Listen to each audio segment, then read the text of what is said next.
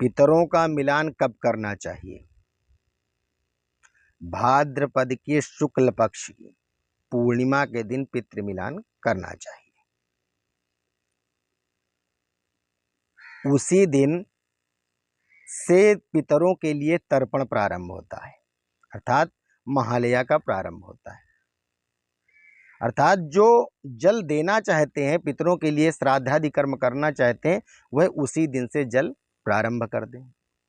सामाजिक भ्रांति में यह बना हुआ है कि वह डोम का दिन होता है, अर्थात प्रतिपदा से जल उठाना चाहिए। तो हम आपसे जानकारी साझा कर दें थोड़ा कि महालया प्रारंभ होने से ही जल उठाना चाहिए, अन्यथा पितरों को जल प्राप्त नहीं होता है।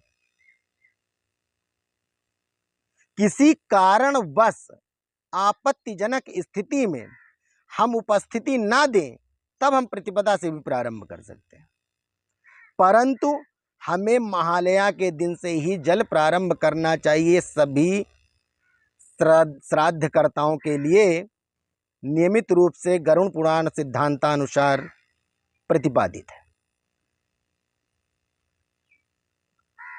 और उसके बाद जिस तिथि में जो आपका पितर मृत्यु को प्राप्त हुआ, उसी तिथि में पिंडदान करना चाहिए।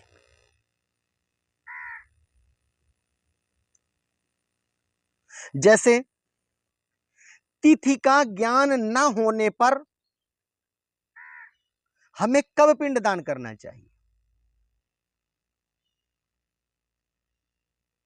जब हमारी ऐसी स्थिति हो कि मैं श्रद्धा युक्त होकर के पितरों के लिए श्राद्ध तर्पण करना चाहता हूं और हमें तिथि ज्ञान नहीं है, तो उस दिन भाव युक्त होकर वेद युक्त ब्राह्मण के पास जाकर के जानकारी ले।